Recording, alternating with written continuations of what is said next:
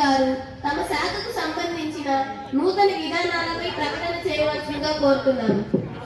ధన్యవాదాలు అధ్యక్ష. మా లక్ష్యం ఏపీని దేశానికి టెక్ రాజధానిగా తీర్చిదిద్దడం.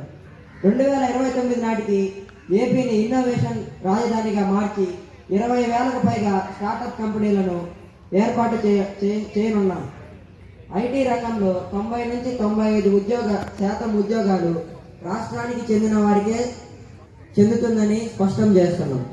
అమరావతిలో క్వాంటమ్ వ్యాలీస్ను ఏర్పాటు చేస్తూ 3 ప్రాంతాలను 3 ఎకనామిక్ రీజియన్లు అభివృద్ధి చేస్తున్నాం.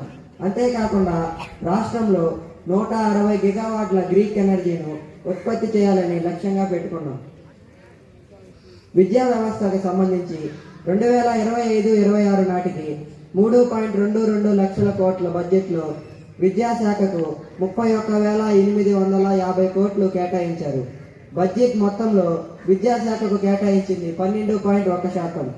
పథకాల విషయానికి వస్తే తల్లికి వందనం పథకం కింద 497 కోట్లు కేటాయించారు. ఈ పథకం కింద 67 లక్షల విద్యార్థులకు లబ్ధి చేకూరింది. ఈ పథకం కింద ప్రతి పిల్లవాడికి 13,000 రూపాయలు జమ చేశారు. సర్వేపల్లి రాధాకృష్ణ విద్యామిత్ర కిట్ కింద ఉచిత పుస్తకాలు, యూనిఫామ్ మొదలైనవి ఇవ్వడం జరిగింది. రుచికరమైన డొక్కా సీతమ్మ మధ్యాహ్న భోజనం పథకాలు చేస్తున్నాము.